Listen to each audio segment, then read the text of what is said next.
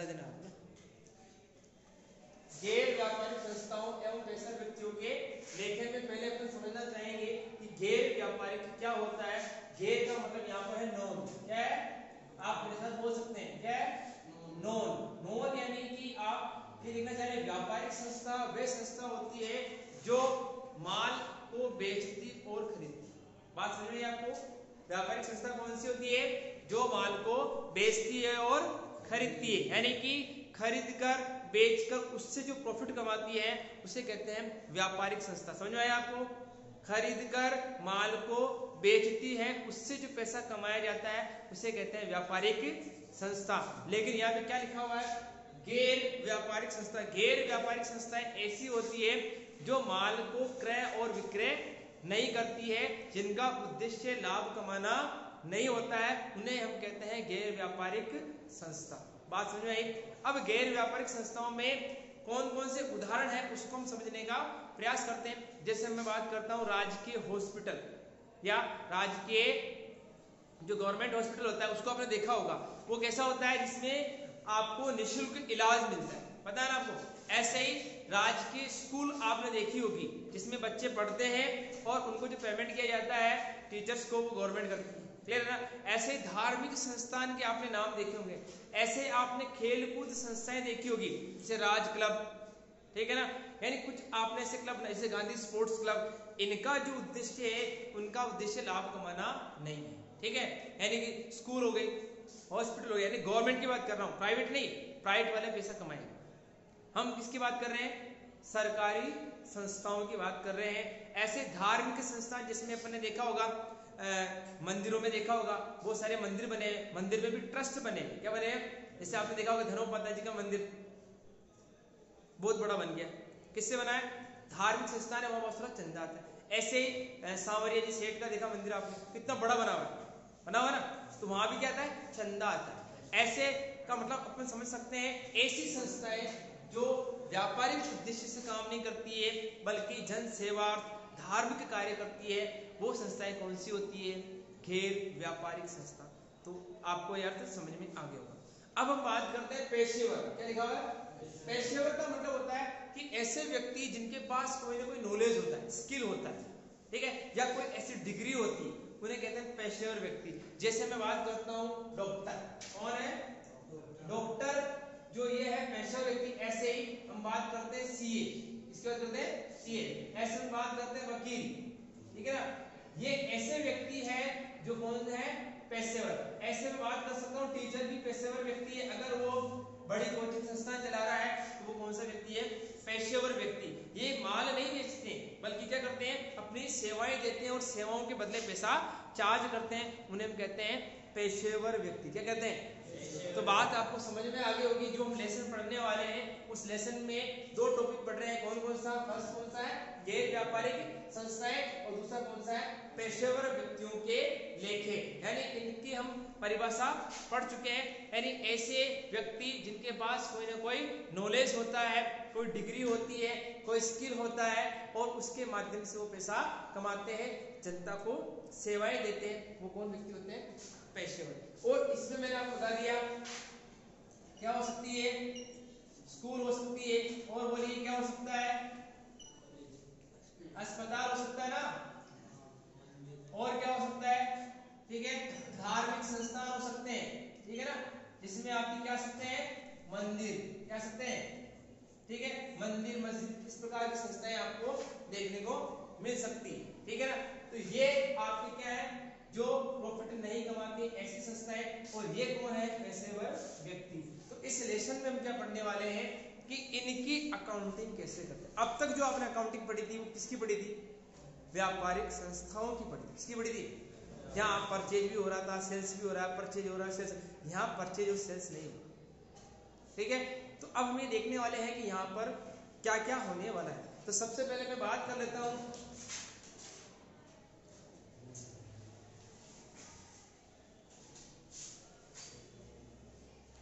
कि व्यापारिक संस्था और गैर व्यापारिक संस्थाओं में क्या क्या अंतर है, ठीक है। तो व्यापारिक संस्था और गैर व्यापारिक संस्थाओं में जो अंतर है उसका टॉपिक भी आपकी बुक में दे रखा है, उसी के माध्यम से मैं आपको समझा देता हूँ पहला जो इन्होंने टॉपिक दे रखा है वो है उद्देश्य। क्या दे रखा है? ठीक है। और उद्देश्य का मतलब मैंने आपको बता दिया, एक का उद्देश्य क्या है? लाभ कमाना, और दूसरे का उद्देश्य क्या है? लाभ नहीं कमाना। ठीक है, तो इससे बात आपकी क्लियर हो जाएगी। यानी वो क्या करती है? सेवा करती। क्या करती है? ठीक। दूसरी बात हम कर देते हैं कि स्वामित्व। किसकी बात कर रहे हैं? स्वामित्व मतलब होता है ओनरशिप, मालिक। अब व्यापारिक संस्था में क्या होता है? जो बिजनेस करता है वही मालिक होता है। ठीक है। और गैर व्यापारिक संस्था में क्या होता है? यहाँ पर ऐसा कोई मालिक नहीं होता है। ठीक है। यहाँ पर कुछ व्यक्ति मिलकर इस प्रकार की संस्थाओं की स्थापना करते हैं। पेशेवर की बात नहीं कर रहे हैं, पेशेवर मालिक नहीं है, पेशेवर खुद एक व्यक्ति होता है। दूसरी बात करते हैं आर्थिक स्थिति, यानी आर्थिक स्थिति नहीं, किसी बिजनेस की इकोनॉमिक कंडीशन जानने के लिए जो स्टेटमेंट बनाए जाते हैं, फाइनेंशियल स्टेटमेंट, उनमें से बनाया जाता है। ये जो संस्था है ये आपके लिए बनाती है रिसिप्ट और पेमेंट। क्या बनाती है? Receipt and payment. कौन सा बनाएगी आपके? Receipt and payment. लेकिन ये बनाएगी ट्रेडिंग। 11th क्लास में पढ़ा होगा। कौन सा बनाएगी? ये क्या बनाएगा? पीएल। ठीक है। और क्या बनाएंगे? Balance sheet. क्या बनाएंगे? लेकिन ये क्या बनाएंगे?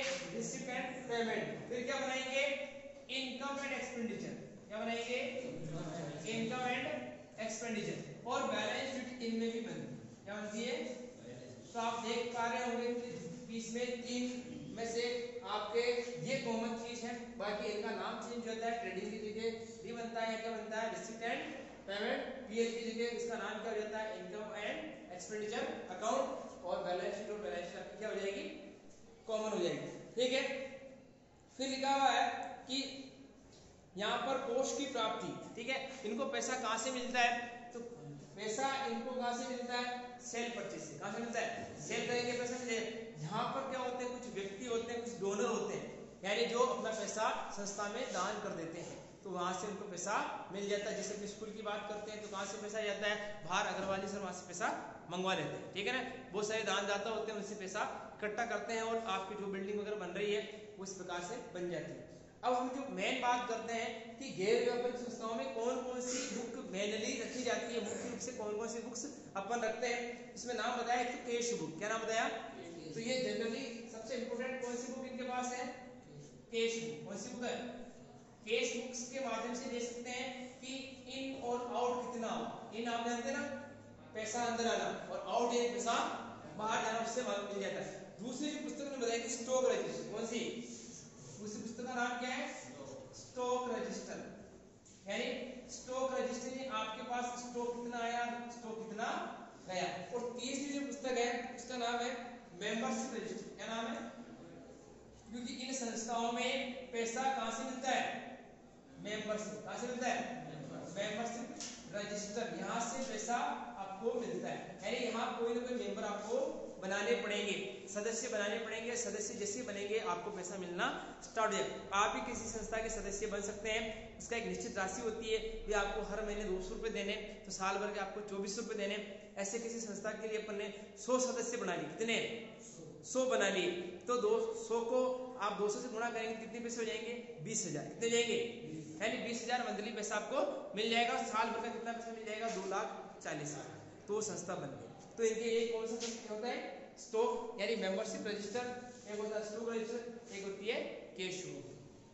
तो ये अपन ने इसकी जनरल डिटेल पढ़ ली। अब हम पढ़ना चाहते हैं कि इस लेसन को पढ़ने के लिए मुख्य शब्दावली कौन कौन सी है, और जो ये अकाउंट बनाए जाते हैं, इन अकाउंट में ट्रीटमेंट कैसे करते हैं, अकाउंटिंग कैसे करते हैं, उनके बारे में हम थोड़ी सी जानकारी पढ़ना चाहते हैं। मैं इसको मिटा दूंगा।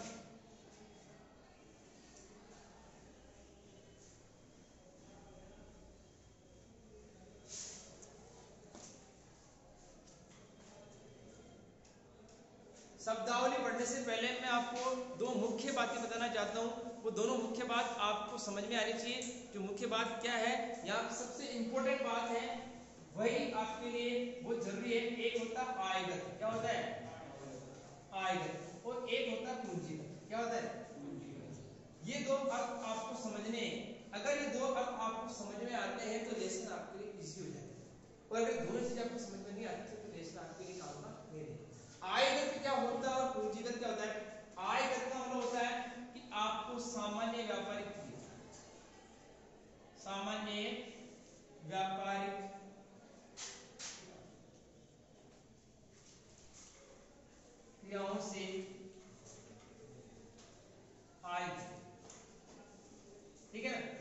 आपने कोई सेल परचेज किया, कुछ भी काम किया, जनरल काम किया और उससे जो पैसा मिला वो आएगा। क्या है, हम बात करते हैं इसकी संस्था को छोड़ते हैं, व्यापारिक संस्था की बात करते हैं।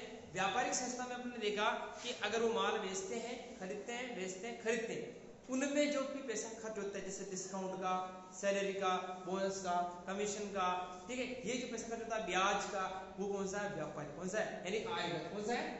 और सिंपल भाषा में बात करें, जिन्हें हम पीएल अकाउंट में लिखते हैं, इसमें पीएल अकाउंट देखा आपने, जिन मदों को, जिन पॉइंट्स को अपन पीएल अकाउंट में लिखते हैं उन्हें कहते हैं आयकर। क्या कहते हैं। अब जिन मदों को हम बैलेंस शीट में लिखते हैं, इसमें जिन मदों को हम बैलेंस शीट में लिखते हैं उनको हम कहते हैं पूंजीगत। जैसे मैं बात करूं बिल्डिंग कहाँ लिखेंगे, तो आप कहाँ लिखोगे बिल्डिंग को, बैलेंस शीट में, तो आप कह सकते हैं कौन सी मद है, पूंजीगत। कौन सी मद है। प्लांट को कहाँ लिखेंगे, बैलेंस शीट में, प्लांट एंड मशीनरी। फर्नीचर को कहाँ लिखेंगे, बैलेंस शीट में लिखेंगे। लेकिन मैं कहता हूँ इंटरेस्ट, क्या कहता हूँ, इंटरेस्ट। इंटरेस्ट कहाँ पर आएगा, पीएल अकाउंट में। कौन सी मद है, आएगा। कौन सी है। मैं आपको कहूँ सैलरी कहाँ पर आएगा, सैलरी कहाँ आएगा, पीएल अकाउंट में आएगा। ठीक है, ऐसे आपका बोनस कहाँ पे आएगा, आपके पीएल अकाउंट में आएगा।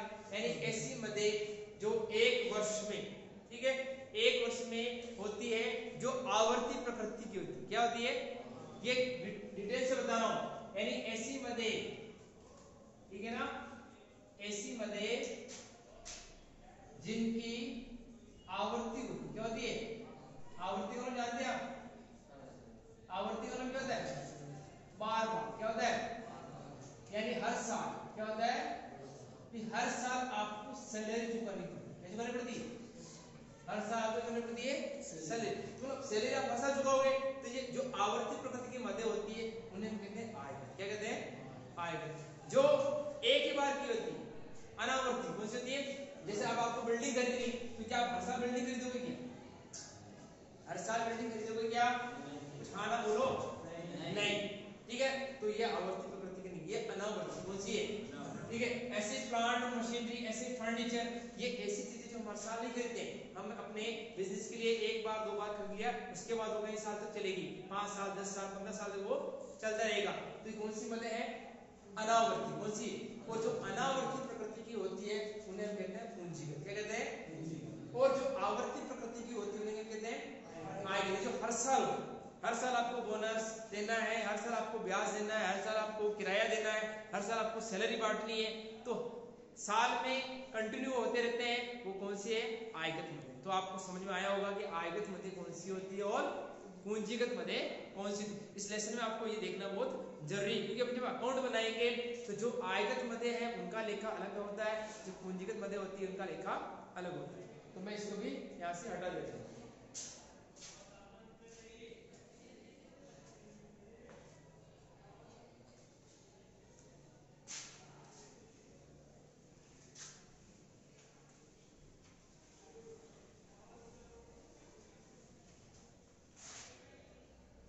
अब आप देखिए यहाँ अकाउंट 3 बनेंगे, कितने, 2 और 3, ठीक है। जो अकाउंट फर्स्ट बनेगा उसका नाम है रिसीप्ट पेमेंट, क्या नाम है, आरएमपी। दूसरा बनेगा इनकम यानी आई, एक्सपेंडिचर यानी ई, 3। और चौथा जो बनेगा उसका नाम है बैलेंस शीट, क्या नाम है। बात क्लियर हो गई। कितने अकाउंट बनेंगे, 3। पहला अकाउंट कौन सा, थोड़ा बोलो मेरे साथ, कौन सा, रिसीप्ट एंड पेमेंट। दूसरा कौन सा, तीसरा कौन सा, बैलेंस शीट। अब हमें देखना है कि इनमें कौन कौन सी मदों का लेखा होता है। तो पहली बात ये क्लियर होगी, इसमें कौन सी मदों का लेखा होगा, पूंजीगत। तो आप क्या सवाल लेकर पता लगा सकते हैं कि कौन सी मद पूंजीगत, लगा सकते हो ना। आपको मैंने दे दिया मशीन, तो आपको समझ में आ जाएगा कौन सी मद पूंजीगत। दूसरी बात, इस वाले में जो लेखा होता है वो होता है आयगत का। इसका होता है, ये बात समाप्त। अब फर्स्ट वाला जो बचा है इसमें दोनों चलते हैं, जैसे इसमें पूंजीगत मद भी आती है और इसमें क्या होता है, आयगत मद भी। क्लियर हो गया। ये सबसे इंपॉर्टेंट चीज है, ठीक है। इसको आपको नोट भी करना है, आप अपनी कॉपी के साथ चला सकते हैं, मेरे साथ चलाते रहे हो आपको, ठीक है, नोट करते रहे।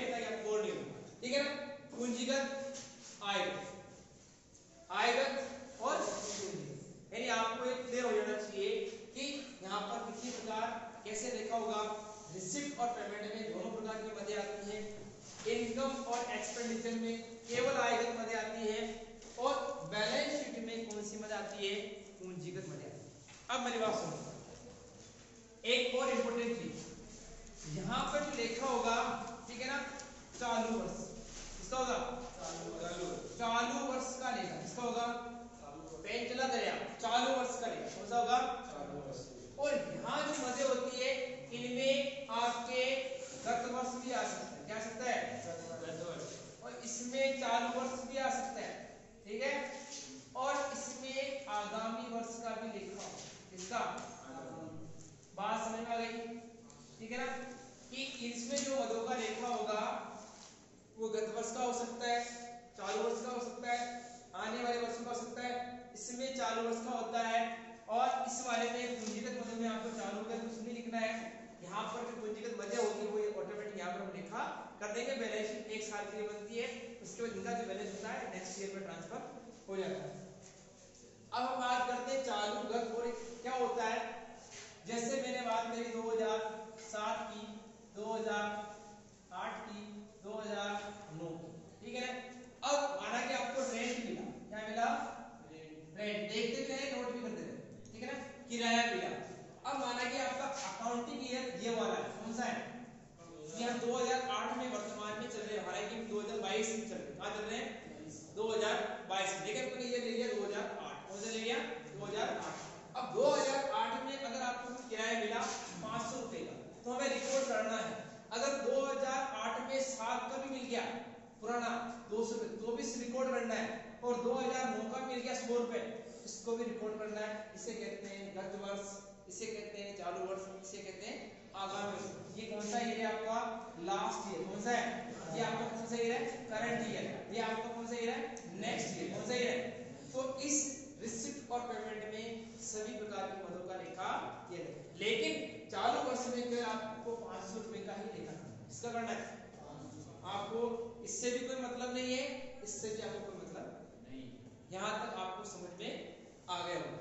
अब हम रिसिप्ट और पेमेंट की थोड़ी सी बात कर लेते हैं, उसके बाद हम मदों की बात करेंगे, कौन कौन सी मदे आयगत होती है, कौन कौन सी मदे पूंजीगत मदे होती है। जब आपको समझ में आएगा कि आयगत मदे कौन सी होती है, पूंजीगत मदे कौन सी होती है, तभी तो आप लेखा कर पाओगे यहाँ पे।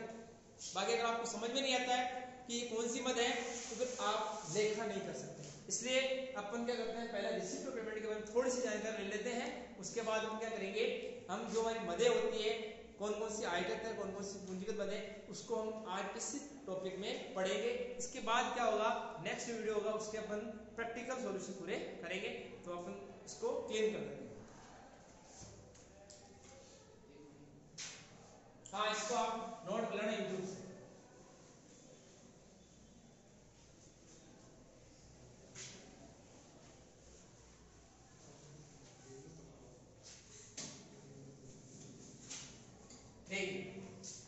रिसिप्ट और पेमेंट की बात करते हैं, तो ये इस शब्द से आप समझ जाओगे। रिसिप्ट का मतलब क्या होता है?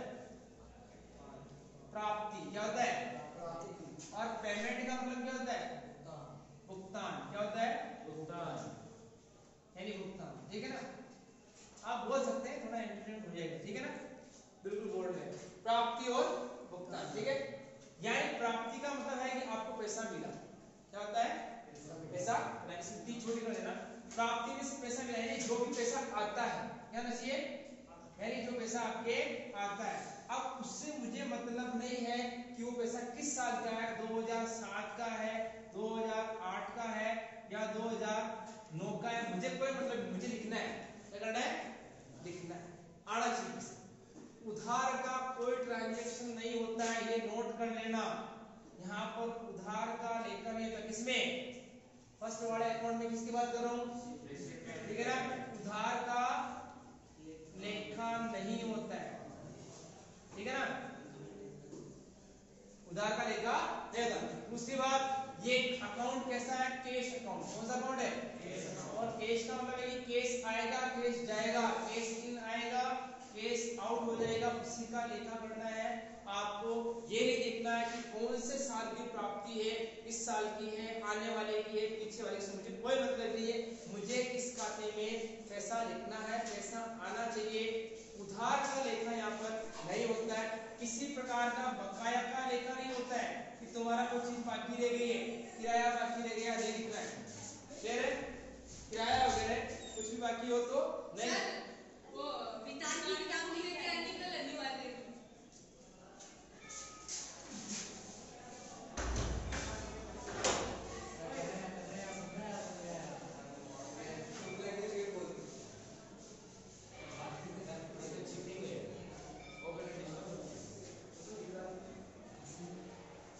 क्या ठीक है ना, यानी बकाया का लेखा भी यहाँ पर नहीं होगा।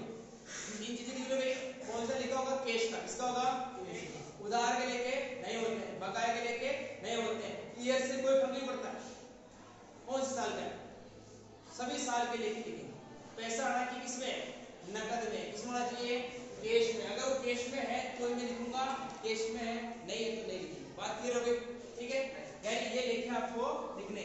अब इस खाते का बैलेंस क्या होता है, इस खाते का बैलेंस क्या होता है, क्लोजिंग बैलेंस आएगा, कौन सा आएगा, यानी कि शुरू में नकद कितना था और लास्ट में नकद कितना। और यहाँ पर आयगत और पूंजीगत पदों से कोई फर्क नहीं पड़ता है, मैंने बताया ना आपको, यहाँ आयगत का भी होता है लिखा होता है तो किसका होता है, पूंजीगत का भी लिखा होता है। आपको यहाँ डिफरेंस भी नहीं देखना है कि भी ये कौन सी मद है, आपको कुछ नहीं देखना। मशीन खरीदी है तो भी लिखना, सैलरी का भुगतान किया तो भी लिखना, या आएगा तो पूंजीगत से कोई फर्क नहीं पड़ता। इससे के बारे में आपको जानकारी मिल गई होगी, कैसा होता है, कैश अकाउंट की जैसे होता है, लेखा करते हैं किसी भी साल से कोई फर्क नहीं पड़ता है, लेखे में उधार का कोई लेखा नहीं होता है, ठीक है। और आयगत और पूंजीगत दोनों पदों का लेखा होता है, कैश आना चाहिए, कैश जाना चाहिए, और बकाया का कोई लेखा। ये हमारे इस अकाउंट की क्या है विशेषता है, आप इसका स्क्रीनशॉट ले लें, ठीक है ना, इसको मैं प्रिंट करूंगा।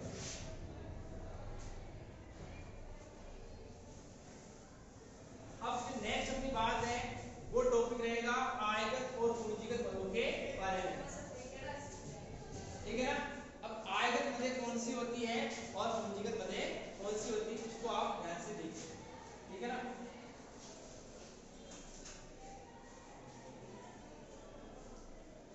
ये आपके लिए इंपॉर्टेंट है, आप इसको नोट भी करते जाना, ठीक है ना। आयगत मदें और पूंजीगत मदें, इसको नोट करते जाइए, आपके लिए यूजफुल रहेगा, ठीक है। आयगत मदें और पूंजीगत मदों में सबसे जो फर्स्ट पॉइंट है उसका नाम है चंदा, क्या नाम है, चंदा, ठीक है। अंग्रेजी में इसको कहेंगे सब्सक्रिप्शन,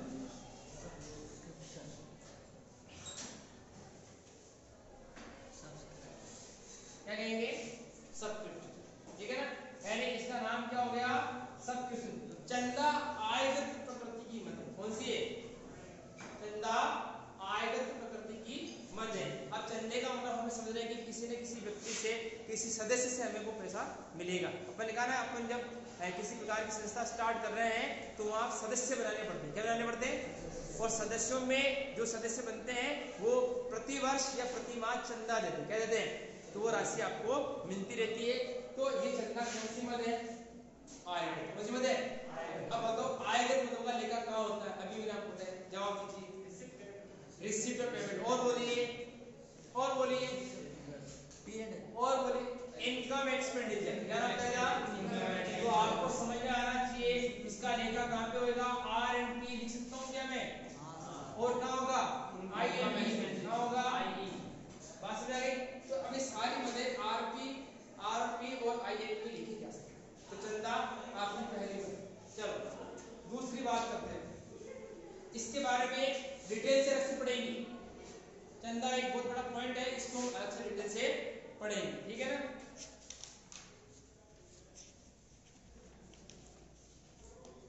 दूसरा पॉइंट है उपभोग योग्य सामग्री, क्या नाम है, उपभोग योग्य, इनको आप नोट कर लो, बाद में इसको याद रखना, जब क्वेश्चन करेंगे तो काम आएगा, ठीक है। कंज्यूमेबल स्टोर्स, अंग्रेजी कैसी है, कंज्यूमेबल स्टोर्स, ठीक है। आपको बस इतना याद रखना है कि ये मदें आयगत होती है और आरपी और आई में लिखी जाती है, ठीक है। तीसरा जो आपका पॉइंट रहेगा वो है उपभोग योग्य सामग्री की प्राप्ति, क्या है, उपभोग योग्य सामग्री की प्राप्ति।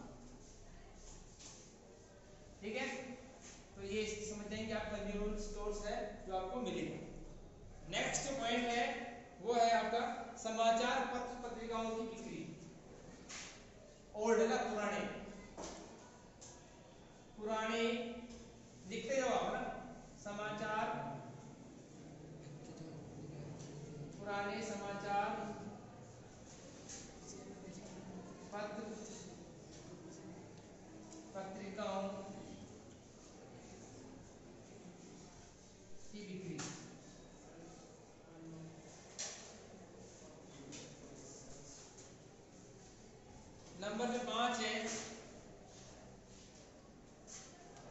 पुरानी खेल सामग्री का विक्रय।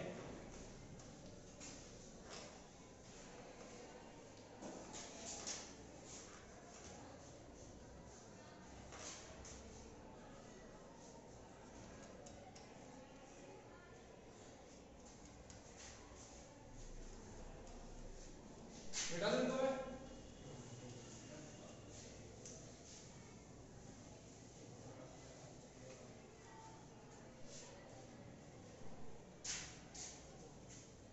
नंबर 7 है मानदेय।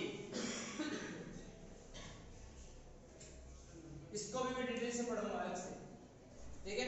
इसके स्टार लगा हुआ है, इसको अलग से समझाएगा। Number 6 okay. नेक्स्ट 7 वाला पॉइंट है वो आपका स्थायी संपत्तियों का क्रय विक्रय। स्थायी संपत्तियों का क्रय और विक्रय, ठीक है। 8वां पॉइंट है आपके पास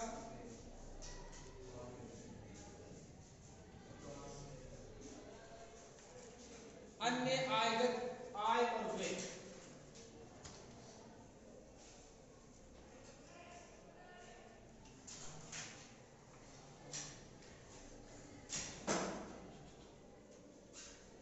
इनको हम डिटेल से बाद में पढ़ेंगे, ठीक है।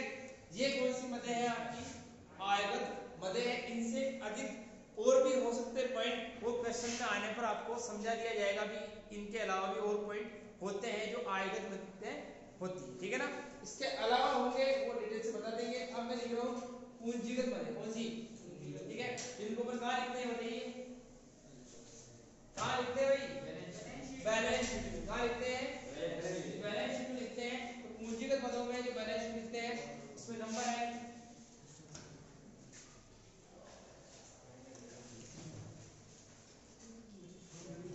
ठीक है।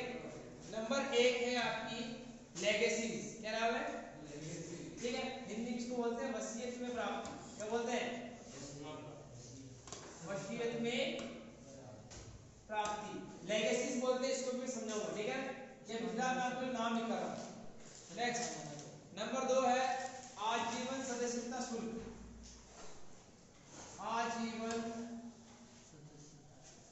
सदस्यता शुल्क, ठीक है। नेक्स्ट है स्थायी संपत्तियों का क्रय विक्रय। वो देखो स्थायी संपत्तियों के क्रय विक्रय पर लाभ और हानि का, ठीक है ना। ये है आपके पास स्थायी संपत्तियों का क्रय एवं विक्रय।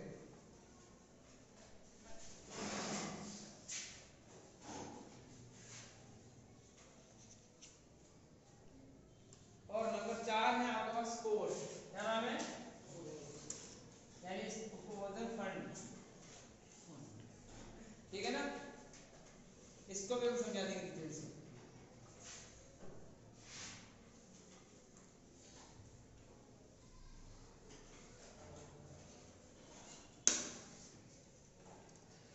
तो आज की इस क्लास में अपन आयगत और पूंजीगत मदों के बारे में केवल जानकारी प्राप्त कर रहे हैं। नेक्स्ट क्लास होगी, उस क्लास में अपन क्या करेंगे, इन मदों के बारे में विस्तृत चर्चा करेंगे। और इनके अलावा कुछ स्पेशल आइटम्स और होते हैं, विशिष्ट मदें और होती है, जिनका भी हम विवरण पढ़ेंगे।